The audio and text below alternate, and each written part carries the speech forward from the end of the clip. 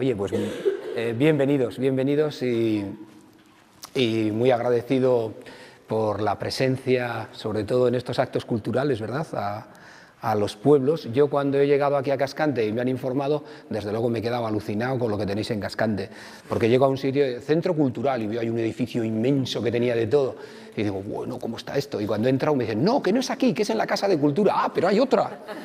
Entonces, o será la biblioteca. Ah, pero también hay otro edificio más. Y bueno, Cascante, madre mía.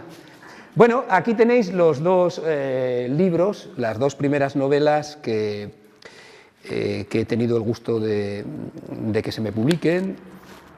El tesoro de la ciudad perdida, que fue esta primera. Veis que son de distintas editoriales, como os ha explicado. ¿Te llamas? Azucena. Son distinta editorial porque el director de Kailas, que fue con el que yo empecé, dejó la editorial para fundar Arzalia. Y este ha sido de la primera remesa de libros que ha hecho la editorial Arzalia. Sacó 5 libros para empezar, pues uno de ellos era el mío, me pidió que fuera con él, ¿no? ¿Cómo sucedió esto? Yo había escrito varios relatos cortos y uno de los relatos cortos que fue premiado y que a mí me gustó mucho fue un relato en el que narraba el descubrimiento de Machu Picchu por un expedicionario que se llamaba Irán Bingham, que 2 años después de empezar a escribir la novela, después de que estaba escribiendo, me di cuenta por la documentación de que este Irán Bingham era el expedicionario en el que se habían basado para hacer Indiana Jones, y yo no lo sabía. Irán Bingham con el sombrerito, pues un expedicionario. Descubre Machu Picchu. Entonces aquella historia me intrigó. ¿Por qué? Porque resulta que a los ojos de todo el mundo este Irán Bingham tenía una subvención de National Geographic y de la Universidad Yale de Estados Unidos para ir a Perú y descubrir esa ciudad perdida, pero a medida que vamos documentándonos te vas dando cuenta de que Machu Picchu estaba descubierto y que los campesinos del lugar lo conocían de toda la vida. Y de hecho, cuando llegaron allá arriba había inscripciones en las piedras de las viviendas, con lo cual era un cuento chino. Lo vendieron al mundo National Geographic en fotografías, en sus revistas, como descubrimiento. Pero lo que en realidad sucedió fue un auténtico expolio. Cogieron, con permiso de los peruanos, todo se ha dicho, probablemente por influencias, se llevaron todos los restos que había en aquella ciudad de Perú, de Machu Picchu, se lo llevaron a la Universidad Yale y 100 años después todavía están devolviéndolos, porque los ha reclamado Perú y hay buenas relaciones. Entonces ahí entra en juego mi novela de cómo muere un profesor, es la primera, cómo muere un profesor de la Universidad Yale, precisamente el encargado de dar la subvención.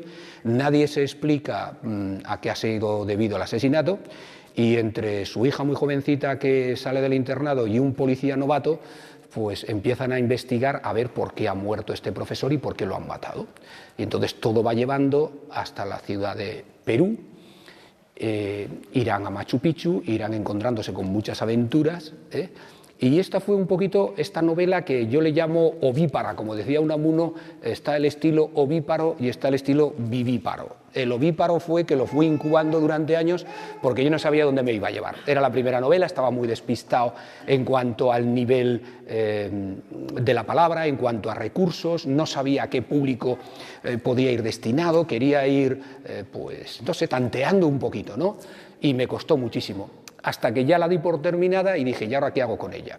Todos sabéis que el presentarse a un concurso literario, pues los relatos se fallan en cuestión de 15 días, pero cuando te presentas a una novela puede tardar hasta 1 año, y una de las condiciones que te ponen es que no puedes presentar esa novela en ningún otro sitio hasta que no se falle el premio. Con lo cual te lo piensas y dices, voy a estar esperando 1 año, que será casi imposible que me lo den, y mientras tanto aquí estoy con mi documentación sin hacer nada. Hay que buscar otra cosa. Entonces busqué otra planificación y fue buscar en internet editoriales. Hice una sinopsis del argumento, hice una portada bonita, se lo iba enseñando a las editoriales. ¿Te interesa mi novela? Y para mi sorpresa, de las 100 editoriales a las que lo presenté, me fueron respondiendo hasta 17. Pero lo que ocurría era que la mayoría lo que te decían era coedición, es decir, tú colaboras económicamente en la edición del libro. Pones un dinero, te dan una serie de libros para ti, para que recuperes lo que has puesto y el resto es de la editorial. Bien, esto se va produciendo así con una y otra, empiezo a negociar con unas y otras porque, claro, consulto a la editorial de los jesuitas y me dicen, Jesús, te lo estás pagando tú, es autoedición, o sea, tú pagas el coste total y ellos no tienen pérdidas, entonces, si quieres hacerlo, hazlo, pero es autoedición, lo que se llama, ¿no? Y a base de ir hablando con unos y con otros, entonces recibí la llamada de Ricardo Artola de Kailas. Kailas tenía en aquel momento, digamos que estaba la editorial a un buen nivel porque acababan de concederle el premio Nobel a Moyan, que era uno de los escritores que tenían en plantilla en Kailas. Y claro, al darles el premio Nobel, pues tenían una serie de ventas muy importantes y en aquel momento caí yo. Estaban tratando de ampliar Kailas y entonces llegó la propuesta de mi novela y fue cuando me contrataron para editar esta primera novela. Sacamos la primera novela, El tesoro de la ciudad perdida, y para cuando salió, yo animadísimo estaba que no me lo creía, de repente te envían fotografías de la Casa del Libro de Madrid, lo ves que está en todos los Corte Inglés de España, entras en Amazon y ves que está en todos los idiomas del mundo, hasta en japonés, entonces te entra una especie de subidón así y dices, ¿qué es esto? O sea, entrar en el mundillo este de los libros publicados cuando se están publicando 60.000 ejemplares al año, 60.000 ejemplares al año en España, repito, 60.000 ejemplares al año en España, y que tengas la suerte de que tu novela aparezca en las librerías, pues te entra una autoestima, te inflas de tal manera y dices, bueno, no me dará para vivir exclusivamente de esto, pero, jolín, está bien, ¿no? Y yo ya estaba con la segunda. Pero cuando yo estaba ya con la segunda, me llama Ricardo Artola, el editor, y me dice, Jesús, quiero darte una noticia, dejo la editorial. Vaya, hombre. Ahora que había tenido yo la suerte de que alguien apuesta por mí y ya estaba ahí en plantilla, deja la editorial. Pero a los pocos días me vuelve a llamar y me dice, Jesús, ¿te vienes conmigo? Voy a fundar una editorial por mi cuenta. Claro, este hombre, como se ha leído antes Azucena, había estado en Planeta, director de la sección de no ficción. Había estado en EDB, había conocido, él mismo fue el que participó contratando a Carlos Aurensaz, que le conoce personalmente. Ha recorrido las mejores editoriales, tenía experiencia para dar y tomar, y entonces se sabía todos los truquillos del mundo editorial como para poder permitirse en estos tiempos de crisis fundar una editorial. Y yo fui viviendo todos los pasos que fue dando hasta que hizo esta editorial Arzalia, que como veis aquí hizo el logotipo y empezó a buscarse personas en plantilla. Es muy bonito, ¿no? Y el sexto libro que sacó, que no sé si os va a sonar, Mi maratón contra el cáncer, que es de un periodista que era muy conocido en Madrid, muy amigo personal de Ricardo Artola, y maratoniano, deportista, un escritor estupendo, y un buen día va al médico y le dicen que tiene un cáncer terminal de meses. Y una de las cosas que se le ocurren hacer a este hombre es escribir una novela, un libro en el que habla precisamente de cómo se puede luchar en la vida y tal, ¿no? Y Ricardo se lo publica y muere una semana antes de que salga al mercado. Lógicamente, en cuestión de días se agotaron los libros. Era un periodista muy conocido en Madrid. Yo lo vi incluso en el telediario de la noche. Estaba viendo Antena 3 el telediario y de repente sale ahí el libro Editorial Arzalia, Mi maratón contra el cáncer, y digo, fíjate. Y ahora está publicando ya, Ricardo está avanzando bastante y el último libro que ha sacado es de Vázquez Figueroa. O sea, ya empieza a entrar en plantilla escritores de mucho más renombre y se va lanzando, pero fuimos trabajando, el diseñador, por ejemplo, con el que hicimos esta portada, que veis que es, para mi gusto, fantástica, y que también, Jesús, ¿qué quieres en portada? Pues al principio en este no me dejó ni elegir, me dijo, perdone, el autor no elige portada, es cosa de la editorial. Punto. O sea, la portada le hace el contrato, la decide la editorial. En este otro, Jesús, ¿qué portada quieres? Pues quiero un barco pirata. No es que sea una historia de piratas exclusivamente, porque tiene muchísimas cosas. Y entonces le digo, quiero un diseño tipo romántico, ya veis que parece la caja de las películas de Piratas del Caribe, sí, diseño romántico, y lo fuimos haciendo. Oye, me gustaría que tuviese más cañones, pues ponía los cañones. Ponme la bandera pirata, te ponía la bandera pirata. Y después, puestos ya a ser atrevidos, contacté con Carlos Aurensanz, amigo y buenísima persona, encantador, escritor, increíble, y le dije, Carlos, ¿te puedes leer mi borrador y escribirme unas líneas a ver qué te parece? Y cuando se lo terminó de leer, que encima coincidió con que el toro pilló a su hijo y pasó todo el verano, ¿recordáis, no? Fatal, fatal, con su hijo en el hospital, que tuvo una acogida gravísima, el hijo de Carlos. Y me escribió unas líneas que yo puse en la contraportada y le he agradecido muchísimo el favor, ¿no? Vino a presentarme la novela al Corte Inglés a Pamplona, vino conmigo, la presentamos juntos, un hombre encantador, ¿no? Y eso es un poquito el proceso de estas dos novelas. ¿Qué dice La isla del último pirata? Pues es continuación, pero él me pidió también, dice, Jesús, hemos cambiado de editorial. Haz continuación si quieres, pero que se pueda leer independiente. Lógicamente, se puede leer independiente. Pero bueno, quien ha leído la primera y conoce los personajes, de cómo han surgido los primeros personajes, de dónde ha salido esta chica arqueóloga, ¿por qué una protagonista femenina? Pues hombre, porque a principios del siglo XX una mujer, el personaje de una mujer es muy atractivo. La mujer no tenía otra función a principios del siglo XX que ocuparse de la casa, no tenía ni acceso a estudios universitarios, para nada. Entonces, a esta chica no se le permite hacer estudios universitarios, la habían llevado a un internado para formarse como buena mujer de casa y cuidar al marido, que se trataría de que fuese alguien del mejor nivel posible. Pero de repente ella quiere ser arqueóloga. Claro, una mujer valiente, atrevida, que quiere saber qué ha pasado con su padre, y se alía con el policía timidito, que de repente va dándose cuenta de que le han elegido a él no por su valía, sino porque no se entera de la misa a la media porque acaba de llegar. Y entonces empiezan a investigar los dos. ¿Cómo han surgido esos personajes? Bueno, entonces esto, ¿dónde empieza la segunda? Este es el tesoro de Machu Picchu. ¿Recordáis todos la historia de los incas, de los últimos incas? Bueno, cuando llegan los españoles a Perú, sufren epidemias, pestes, sufren de todo.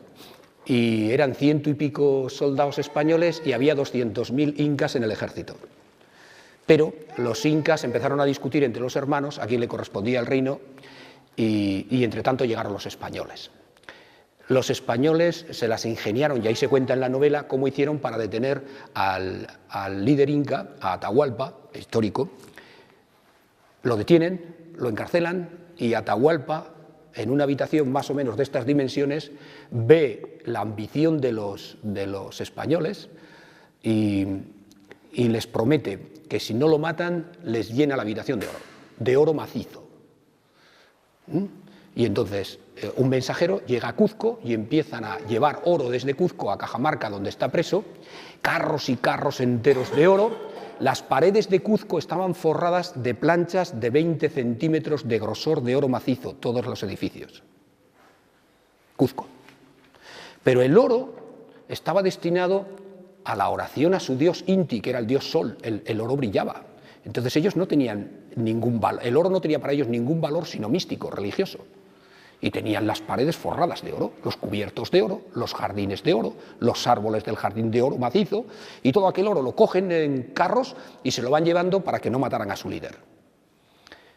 Pero los españoles, que son 100 y pico y ven que en cualquier momento se les van a rebelar, matan a Atahualpa. Y entonces Rumiñahui, que iba con todos los carros de oro, los escondió y nunca se ha encontrado. Y nunca se ha encontrado.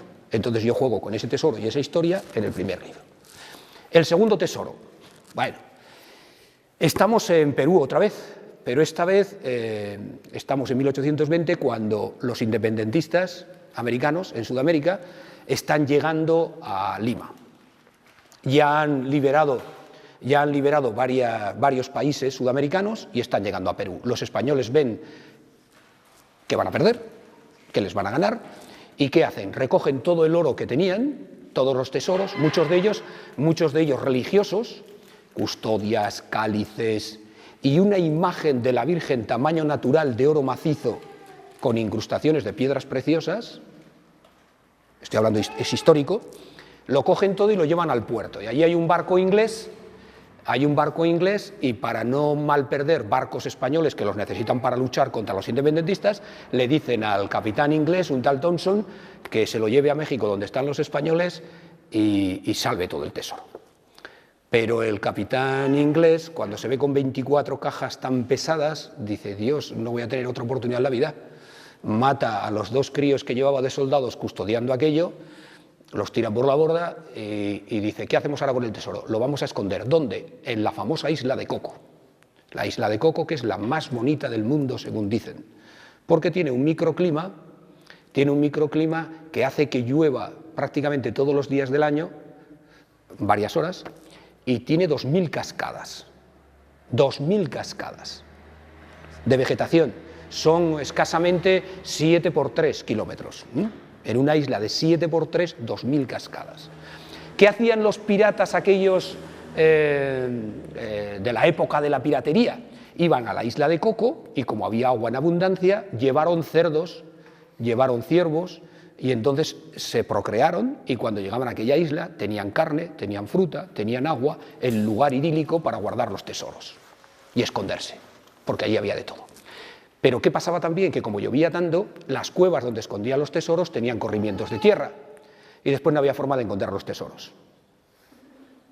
Entonces estos esconden el tesoro, se van, los españoles les persiguen, matan a toda la tripulación, excepto a los 2 oficiales, pero los 2 oficiales, antes de llevarles donde estaban el tesoro, se escapan.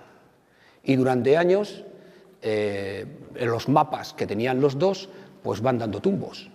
Y un alemán que se encaprichó de la hija de este Thompson, era un borracho, un marinero borracho que contaba historias de tesoros y tal, nadie le creía, pero cuando está a punto de morir le dice a su futuro yerno: tengo el mapa del tesoro en Coco porque yo soy uno de los 2 oficiales. Este Gisler coge el mapa, invierte todo el dinero que tiene y se va con su mujer a la isla de Coco durante 19 años a buscar el tesoro y no lo encuentra. Y entonces ahí empieza esta novela. Ese es el primer capitulito nada más. Empieza la novela en que a mis 2 personajes, los 2 de la primera, les vuelven a pedir que vayan a la isla de Coco a buscar ese tesoro y ellos no entienden por qué. Porque nos piden a nosotros que vayamos ahí, y entonces van entrando distintas aventuras que ya no os voy a contar. Hay una palabra ahora que no me gusta nada, que llaman spoiler, y que yo diría: no adelantes los acontecimientos. Lo que sí os puedo decir es que se van mezclando pues, personajes verdaderos como este Gisler, que es muy interesante, personajes reales como Edison, que aparecen como personajes en la novela, con los personajes de ficción, y personas que ya la han leído, pues me suelen decir que están muy bien encajados, que todos parecen que están al mismo nivel, los ficticios y los reales. ¿Por qué? Hombre, la historia es riquísima, es riquísima. Cuando te documentas, el tal Edison, que había, por entonces ya tenía patentados, no sé si decían 40 y tantos inventos, pero llegó a más de 200, no sé, muchos inventos. Uno de los inventos que realizó, que llevó a cabo, fue el del gramófono, o el disco de vinilo. El disco de vinilo. Y el disco de vinilo se hace con un producto que se llama fenol. Entonces, como no había fenol para hacer los discos y él ya se estaba haciendo famoso y estaba vendiendo muchos discos de vinilo, tuvo que hacer una fábrica donde se fabricara fenol. Y en esa fábrica de fenol fue cuando llegó, históricamente demostrado también, el primer caso de espionaje industrial. Llegaron los alemanes y le propusieron a Edison, por favor, que le vendieran muchas toneladas, un contrato que intervino hasta el presidente de Estados Unidos en aquel contrato, porque era salida de productos estadounidenses a Alemania, porque querían fenol para fabricar aspirinas, Bayer, los alemanes. Pero estamos en el momento previo a la Primera Guerra Mundial, a la Gran Guerra, y en lugar de fabricar aspirinas Bayer los alemanes, con todo aquel fenol, lo que hicieron fue un nuevo prototipo de torpedos para los submarinos alemanes. Y entonces, claro, cuando se descubrió todo esto, os podéis imaginar históricamente el disgusto de Edison, que había firmado todo un contrato millonario, él con toda su buena fe, porque iba destinado a medicamentos y que de repente descubre que es para la Gran Guerra, ¿no? Entonces entran en esta novela espías ingleses, espías alemanes, todo el mundo quiere ir a esa isla, todo el mundo quiere buscar este tesoro y nadie entiende qué está pasando aquí, pero se están mezclando muchas cosas. Bien, eso es un poquito el argumento de la segunda, hasta donde puedo leer para que la disfrutéis. Normalmente los lectores suelen decir que en 3 días plis plas, porque lo que sí aprendí de la segunda a la primera, y creo que está conseguido, por lo menos yo me he quedado muy contento en ese sentido, es que es mucho más ágil. La primera yo tenía miedo porque no calculaba muy bien lo que os decía antes, el tipo de lector, los recursos, eres un profesor de literatura, que no me quede vulgar, precisar mucho más las cosas, que las descripciones sean muy exactas. Y entonces, claro, cuando te va llegando la crítica de la primera, pues te van diciendo, hay momentos en que la descripción es maravillosa, pero hay a quien le gusta la descripción maravillosa y otros que te dicen, oye, que esto no es el realismo, que ahora los libros son de mucho más acción y tal. Y entonces en la segunda, pues llego a la isla mucho antes y la acción va muy rápida, pim, pam, pam, pam, y que haya mucha sorpresa. Que cada capítulo te deje siempre con el gustillo de boca para que digas, ¿y ahora qué va a pasar? Y utilizas el flashback. Pues vas de Costa Rica a Estados Unidos y en el siguiente capítulo estás otra vez en Costa Rica y dices, ¿pero qué va a pasar en Estados Unidos? Que me has dejado con las ganas. Y cuando estás ya centrado en Costa Rica, de repente se acaba lo de Costa Rica y te llevo a la isla. ¿Pero qué ha pasado con lo de Costa Rica? Entonces, es ir jugando con el lector para que siga leyendo. Que era una de las cosas que yo no entendía al principio cuando me decía el editor en la primera novela, dice, che, más capítulos y más puntos y aparte. ¿Cómo? Que la gente, si tiene 4 páginas para terminar el capítulo, la termina. Y si le quedan 20, cierra el libro y se echa a dormir. O sea, más capítulos, más puntos y aparte, que no vea parrafadas que digo, ay Dios, la página entera con un punto y aparte. No, vete cortando. Es como los adolescentes cuando cogen un libro y ven estampitas que decían antes las abuelas o dibujos, ¿no? Ilustraciones, y entonces dicen, ¡ay, qué bien, esto va rápido! Esto va rápido, o ves toda la página entera,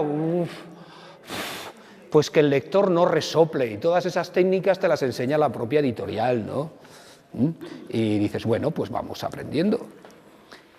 Y luego os contaré algo de la tercera.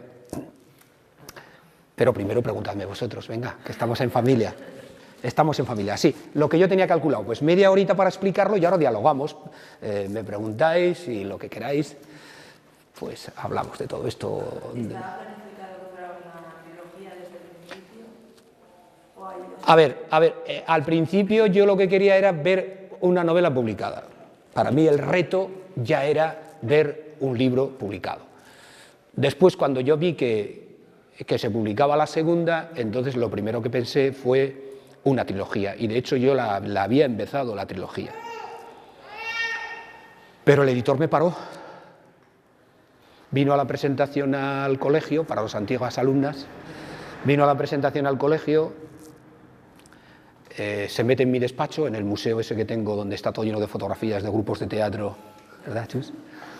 Todos regalitos de chavales. Estaban allí los del grupo de teatro y le digo, vámonos a tomar un café.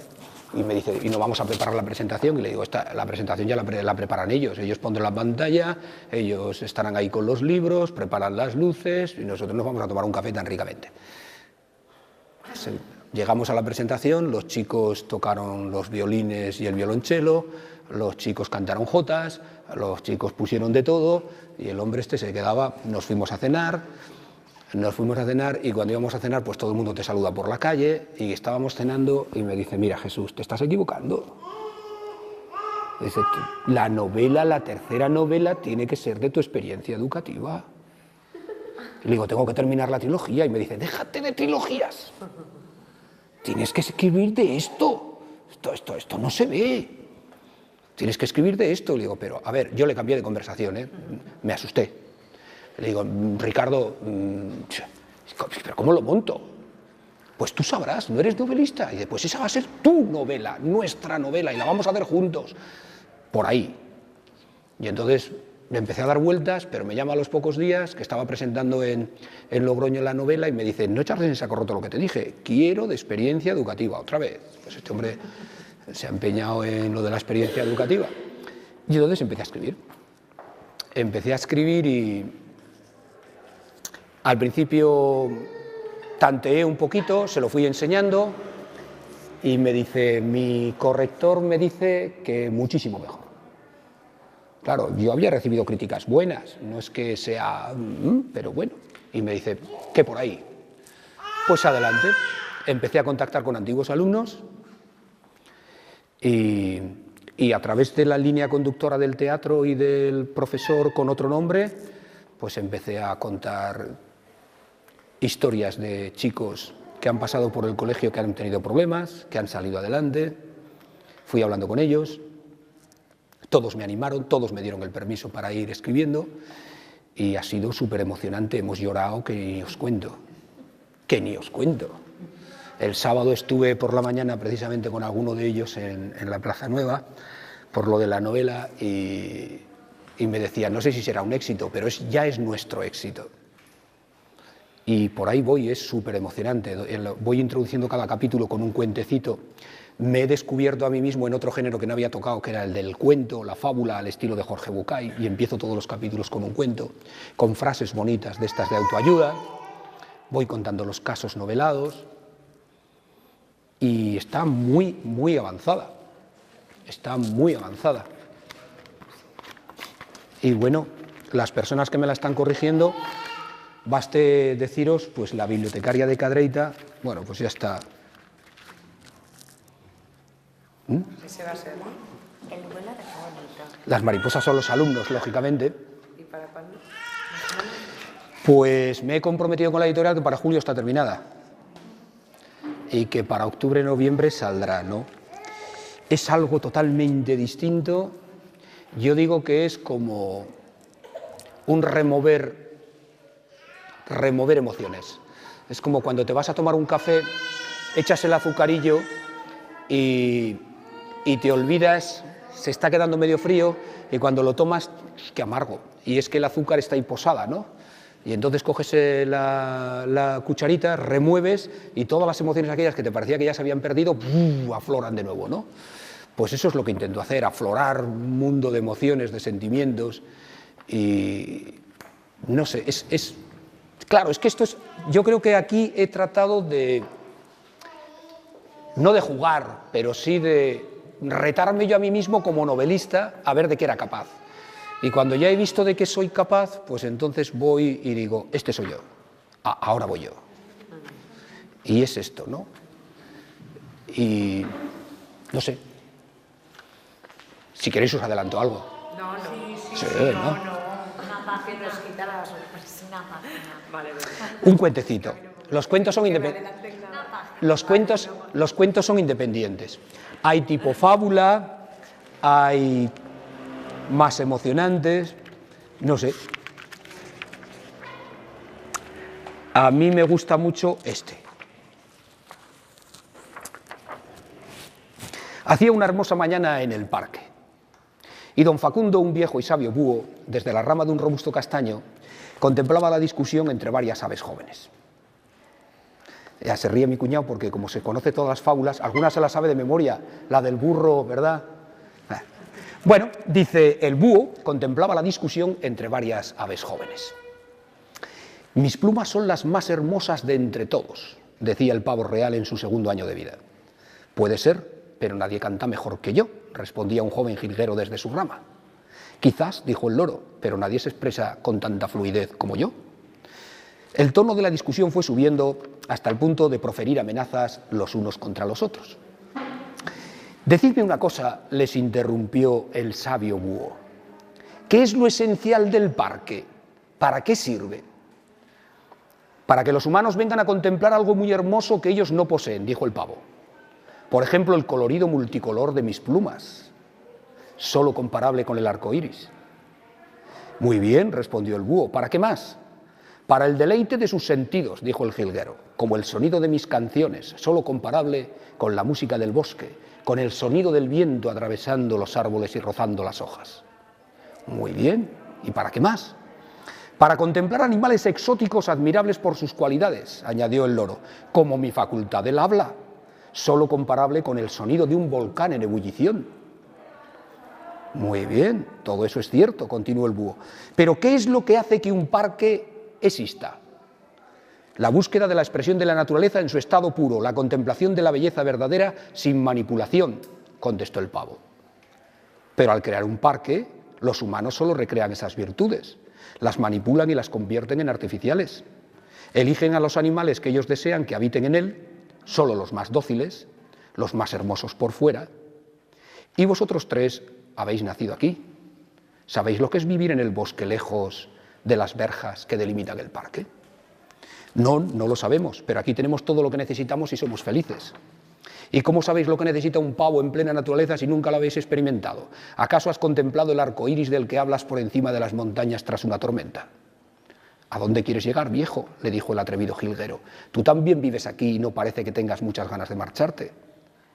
¿Acaso has escuchado el sonido del viento huracanado atravesando los árboles del inmenso bosque y el sonido de las hojas en otoño?, continuó el búho. ¿O te lo han contado tus antepasados? ¿Y tú, lorito, has visto un volcán en ebullición o lo has aprendido en los cuentos para dormir? ¿Y tú sí?, contestó el loro. Yo vivía en el bosque y siempre me quejé de todas y cada una de las tareas que debía realizar cada día.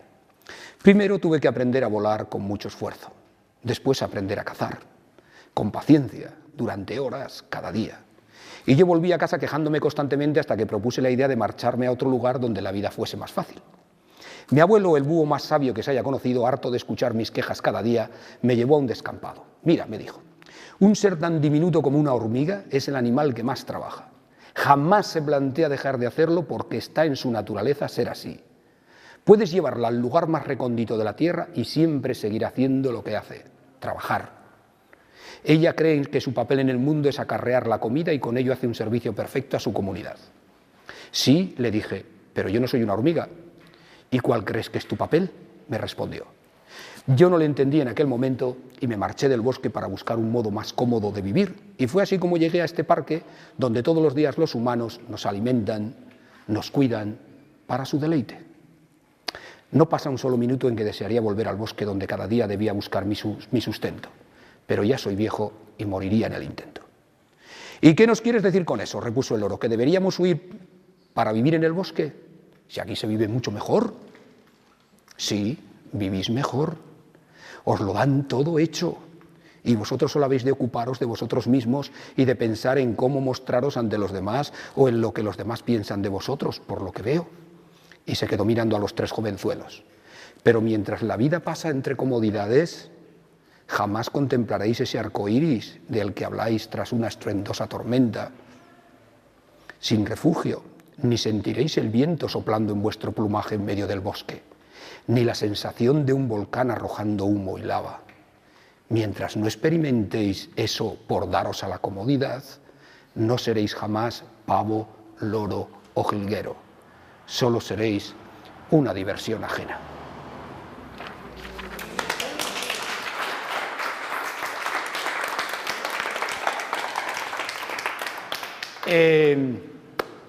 Daros cuenta de que trato con ese libro hacer un homenaje a la educación.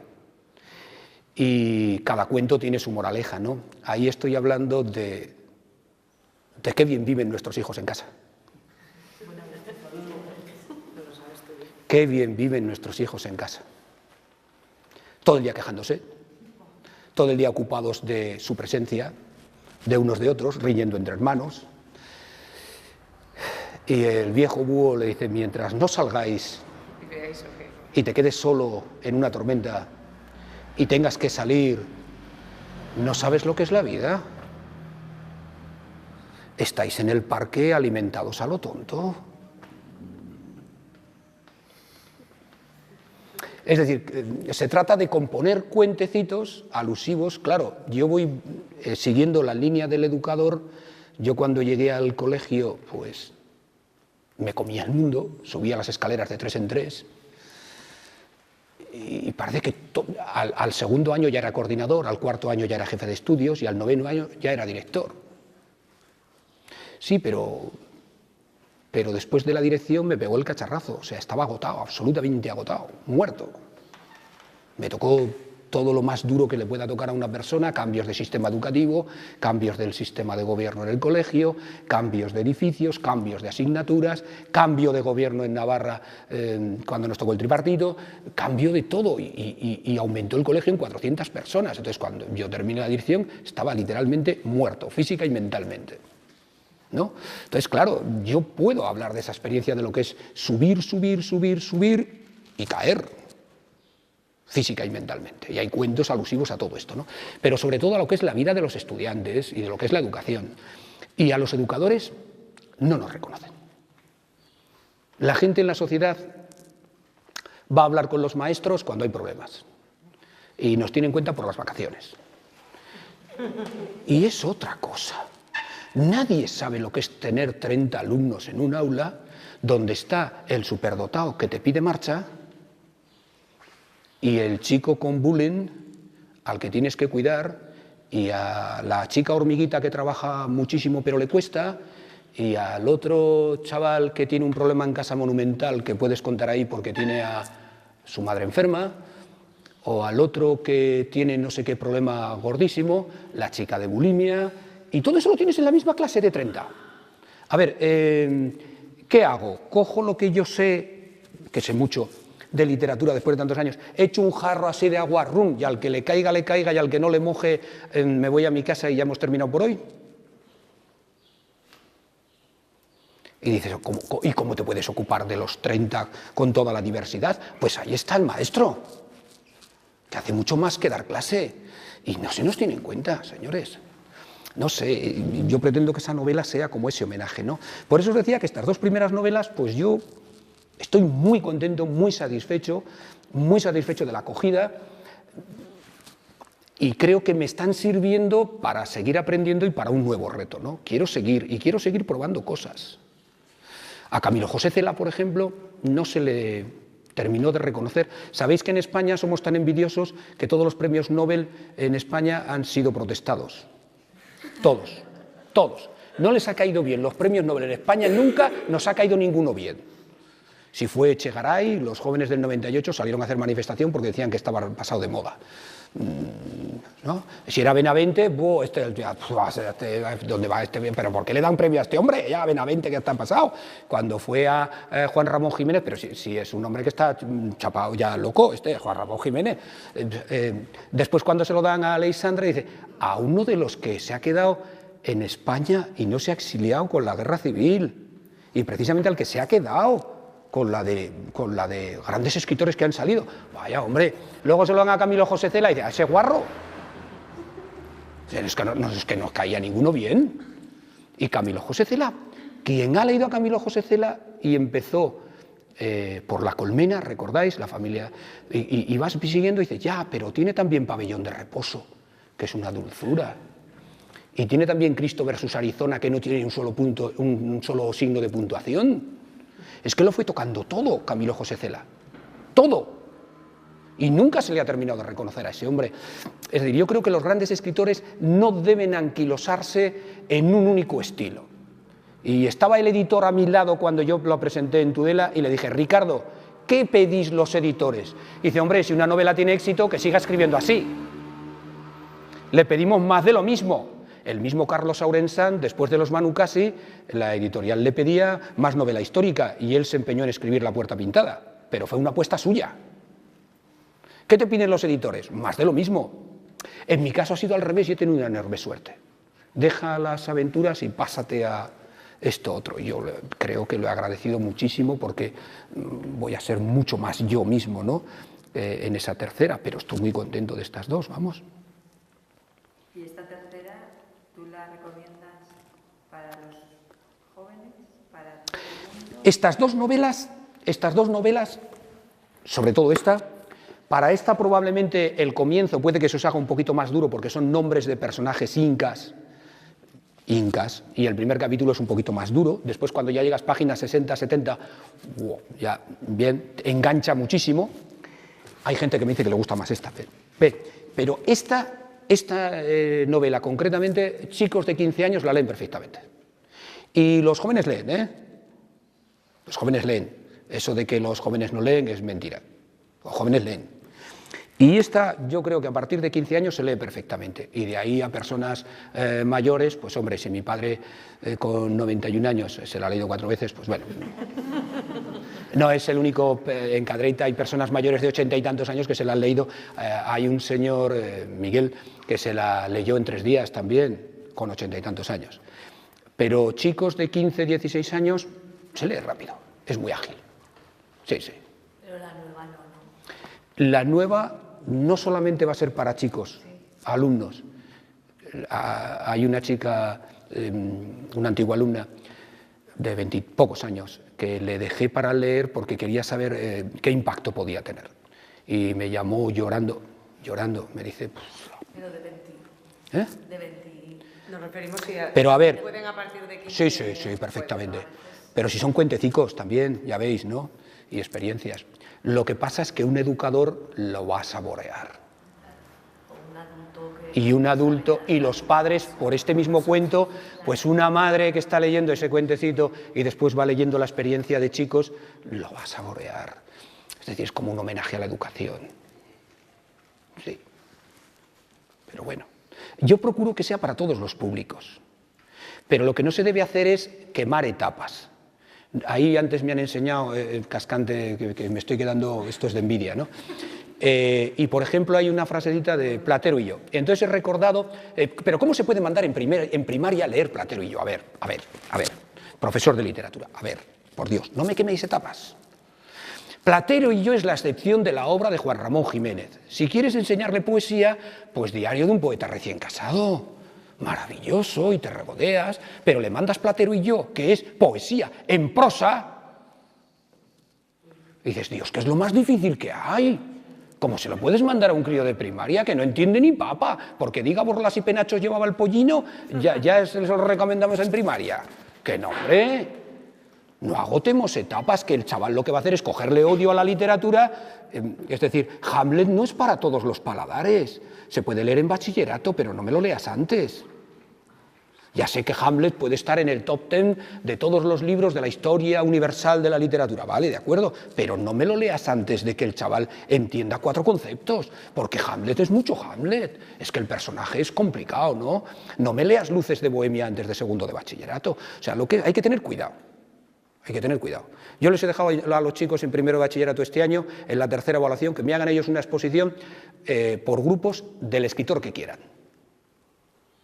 Y me han elegido pues Ildefonso Falcones, Zafón, Arturo Pérez Reverte, y han hecho exposiciones, muy bien, pero también han elegido a Rowling. Dicen, bueno, pues Harry Potter les ha encantado. Claro, dices, ¿qué pasó con esta escritora? Que ha tenido la inmensa habilidad de hacer lectores de los adolescentes. Que probablemente ahora ya Harry Potter esté agotado, porque ya a los chicos no les hace tanta gracia, a los niños, digamos, o adolescentes. Pero en su momento, pues los adolescentes se iniciaron con Harry Potter. Pues maravilloso, pues maravilloso. Y que un chico te lea un libro de 600 páginas, un chico de 12, 13, 14 años te lea un libro de 600 páginas, tiene mucho mérito, ¿eh? Olé por la señora. No, 5, entonces has sacado 4 o 5. Olé por la señora. No sabe ni ella lo que consiguió, ¿no? Pero parte de la culpa la habrá tenido también las películas, ¿no? Que a través de la película ellos han visto la película y luego dicen, voy a leer eso, ¿no? Es mejor el libro, siempre. Pero bueno, también te voy a decir una cosa. Harry Potter no lo ha agotado la literatura. Yo creo, igual, a ver si piensas como yo, David. Creo que a Harry Potter no se ha agotado por los libros, se ha agotado por las películas. Porque el protagonista, al principio, es maravilloso. Es un niño que no se entera de nada y de repente descubre que es mago y va descubriendo quién es y cómo es y nos atrae muchísimo. Pero para la cuarta película era un chico de 16, 17 años, tristón, que siempre le persiguen monstruos, que siempre está acosado y ya la gente ya no le hace gracia. O sea, al chico que se había iniciado con el primer Harry Potter con 12 años y ahora tiene ya 18 o 19, ese personaje de Harry Potter ya no le dice nada. Y ese personaje ya de 16, 17 años a un chico de 12 tampoco le dice nada. Con lo cual han agotado al personaje y se ha tenido que pasar a otro tipo de libros porque yo creo que han matado directamente a Harry, es mi opinión, humilde. Igual si estuviese algún editor me diría, no tienes razón, pero yo pienso que sí. Es muy difícil. ¿Qué pasó con Arturo Pérez Reverte con el Capitán Alatriste? Pues llegó un momento con el Capitán Alatriste que dijo, no da más de sí. Y le hizo además un flaco favor la película, porque Viggo Mortensen lo habíamos visto en El Señor de los Anillos y todos pensábamos en un superhéroe. Y de repente no le doblan la voz en El Capitán Alatriste y cuando vemos al héroe El Capitán Alatriste, Viggo Mortensen, con su propia voz mexicana, se te cae todo. Luego hay películas espantosas, por ejemplo, cuando se hizo la película de Crónica de una muerte anunciada, que yo creo que no ha visto nadie la película, no la habéis visto nadie, ¿verdad? Pues Crónica de una muerte anunciada la he leído muchísima gente, todo el mundo dice que es uno de los mejores libros que se han escrito por García Márquez, con 100 años de soledad, pero la película no la ha visto nadie porque se quiere reflejar tanto el libro y el tipo de narración de García Márquez no sirve para el cine, hay que narrarlo. No sé. Bien, pero la literatura y el cine últimamente quieren relacionarlos y son dos cosas para mí distintas, pero bueno, también cuando están leyendo mis novelas estas de aventuras dicen, qué bien el cine, pero claro, las películas históricas son muchísimo más caras que las películas actuales, ¿no? Se hace con muchísimo menos presupuesto una película en la actualidad que una película histórica, entonces cuesta muchísimo más. ¿Qué más queréis preguntar? Pregunta. Como pasarán por aquí mucha gente y eso. Como hubiesen venido los niños del cole, seguro que tendrían muchísimas más. Pero vosotros como adultos, o sea, por la literatura, por lo que os podéis encontrar, por lo que os he... ¿Qué te han dicho tus alumnos de tus novelas? Eso no cuenta. Sí, no. A ver. Sin la presión de profesor-alumno, digo. En un ambiente un poco más distendido. La crítica es buena en general, la crítica es buena en general. De la primera recibí muy buena crítica, pero lo cierto es que para chicos de 15, 16 años, alguno me dijo que esas páginas de descripción se le hacían un poquito más duras, de la primera. Es decir, es un poquito para más lectores. De la segunda, los que la han leído y la han leído, pues no sé qué porcentaje, de los chicos que tengo en primero de bachillerato, pues 10, 12 de los 100 y pico que hay, pues la cogieron y la han leído, algunos de ellos rapidísimamente, y que muy bien, que les ha gustado y que les atrae también la aventura. Pero claro, es que el gusto literario es tan particular, no puedes acusar a alguien de que lea tu novela y te diga, pues hay otro tipo de literatura que me gusta más. Pues claro, hay personas a las que les gusta la literatura romántica, hay personas a las que les gusta la literatura de ficción, pura ficción. Pues bueno, pues bien, cada lector tiene que elegir el libro que le gusta. No puedes pensar que mi libro le tiene que gustar a todo el mundo, para nada. Por eso en las librerías tienen toda clase de libros, porque si no se centrarían en un estilo, ¿no? Y los jóvenes son listos y les gusta un tipo de lectura. ¿Cuál es tu hábito a la hora de escribir? ¿Te sientas delante del ordenador, tomas notas y luego los pasas? En estas dos novelas ha sido trabajo, como decía también Unamuno, el 90% de trabajo, 10% de inspiración. Es decir, estás escribiendo y claro, te encuentras en Nueva York, sí, 1912, pero ¿qué hay en Nueva York en 1912? ¿Qué edificios había? ¿Cómo se llamaban las calles de Nueva York en 1912? ¿Cuántas líneas de metro había? ¿Había teléfono o había telégrafos? ¿Qué había? La primera línea de teléfonos, la primera centralita de teléfonos de toda América es precisamente de la Universidad Yale, donde está escrito mi libro. Bueno, pues te tienes que enterar de todo. En esta segunda novela empiezas a escribir y dices, a ver, el robo del barco y tal, ya, claro, barco, pero yo sé de barcos lo que yo te diga, que soy de la Bardena.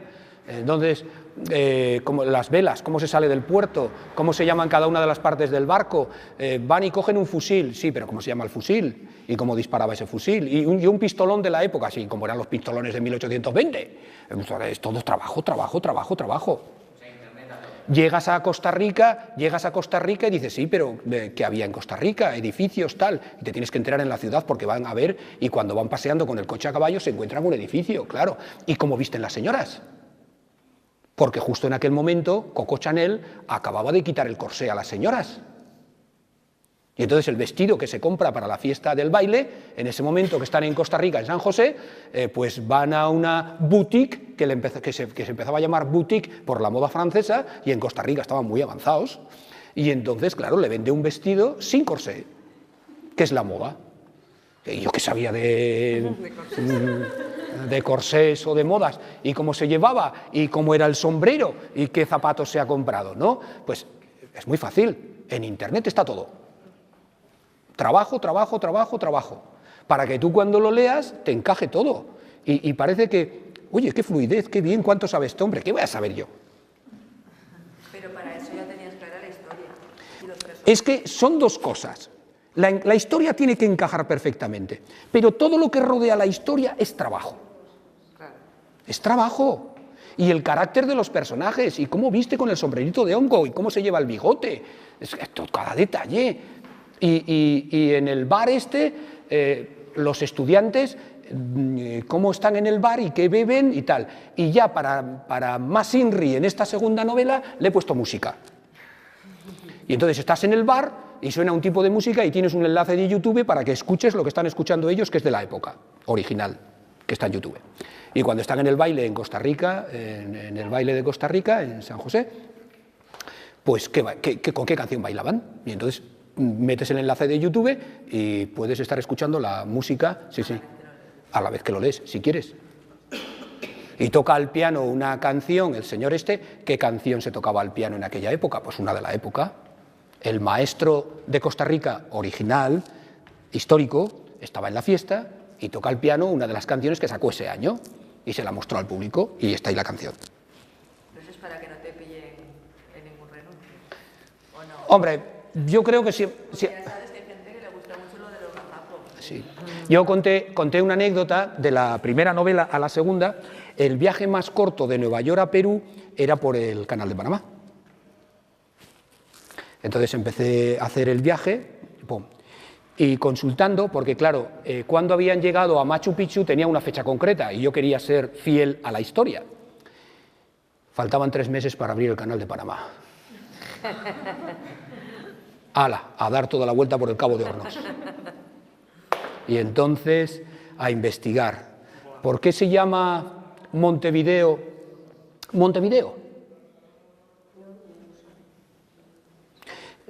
Montevideo se construyó en una de las 6 colinas que hay. Y está concretamente en el monte 6 de este a oeste. Montevideo. Estupendo. Monte B6 en la 6ª colina contando de este a oeste. Montevideo. Hasta ese punto te enteras documentándote, pero son horas y horas y horas de trabajo. Pero y antes sin internet, ¿cómo hacían? ¿Les costaba? Pues con la libretita en el siglo XIX viajando. Claro, así. Y tomando notas a lápiz en la libretita. Fíjate. Pero que no os quede duda de que un novelista es trabajo, que eso de que te viene la inspiración, sí, ¿de dónde vas a sacar todos esos conocimientos? ¿Quién entiende tanto de eso? Hombre, si haces futuristas, sí, porque te puedes inventar todo y nadie te va a decir nada. Pero Julio Verne hay uno. Ya. Sí, es trabajo, mucho trabajo. Y luego tú, claro, tú lo estás leyendo y te encaja todo. Y la isla de Coco, por ejemplo, histórica, real, maravillosa, hoy en día parque natural, donde no dejan entrar más que a biólogos, estaban tan hartos ya, siguen haciendo expediciones para buscar los tesoros de la isla de Coco. Incluso con satélite han buscado manchas donde hay concentración de materiales, de minerales, que se supone que son, porque coincide con el lugar donde tendrían que estar los tesoros. Pero ya el gobierno de Costa Rica ha dicho que tururú, que ya basta, que el gran tesoro es la isla. El gran tesoro es los animales que hay en la isla. La naturaleza en sí, y que ya vale de buscar más tesoros. Que ahí debe haber tesoros de los piratas que nunca se descubrieron, pues a manta, por cada cueva, vamos, porque varios siglos escondiendo tesoros en aquella isla. Bien, entonces, pues una isla preciosa y tiene que encajar todo, ¿no? Y eso. ¿Has ido? ¿No vas a ir este verano? Que no le van a dejar entrar, que no es biólogo. Pero cerca, me tienen que dar ganas de ir. Sí, hombre, está el Google Earth. Y ahí lo ves, ¿no? Sí, yo estaba en Machu Picchu con el Google Earth, pues bajas, he ido a Nueva York, he bajado por las calles, giras, ves lo que hay, claro, el recorrido que haces con el coche de caballos. ¿Cómo eran los caballos que tiran de los coches en aquella época? ¿Percherones o de qué? Pues, es que hay una cervecería en Nueva York que es la única que se mantiene de la época, que se llama McSorley's, que tiene unas inscripciones en las vidrieras de fuera y se mantiene intacta. Y le he pillado en renuncio. Sí, porque ponen las vidrieras de McSorley's, que lo tienen ahora para lucirse de que es muy antigua, y pone una fecha, McSorley's desde tal año. Y me documenté y allí efectivamente había estado el primer presidente de Estados Unidos, el famoso de la chistera, Lincoln. Lincoln estuvo en aquella, pero dice el año que se inauguraba que había estado un Lincoln y no coincide con la fecha que pone la vidriera, fue 3 años más tarde. Pero tú lo has puesto. Sí, pero en la vidriera pone que es más antigua de lo que es. Y está allí, y la gente va a verla como una curiosidad. Entonces mis personajes van allí a tomar cerveza, que el suelo estaba lleno de serrín, y cogían las jarras de cerveza, aquellas de cerámica, se iban directos al barril, y cuando le preguntan que por qué hay serrín en el suelo de la cervecería, pues es muy sencillo, porque toda la espuma de las jarras caía al suelo. Entonces, bueno, pues y está ahí. Son ejemplos, anecdotillas, ¿no? Anecdotillas de escritor que dices, sí, que encaje el argumento, pero que encaje todas las circunstancias y toda la situación, todo el ambiente que tiene que rodear una novela, que es mucho más que decir, mi novela, el argumento es este, ya, pero ¿cómo está contada? ¿Con qué estilo? Y tal, eso ya el lector y a su gusto. Pues eso es todo, amigos. Espero que lo hayáis pasado. Espero que lo hayáis pasado muy bien. Y si queréis dedicatoria, pues ahora me decís y yo os dedico el libro con gusto y ya está.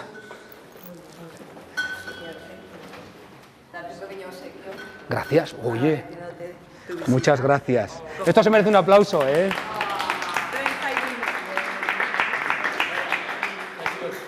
Y de Mario, un antiguo alumno. Me cachis la Su última... que seguidor de los que le dan me gusta a todo. Su último bebé. Mira. Oye, dile que no lo olvido. Mira, Mario, ya sabía.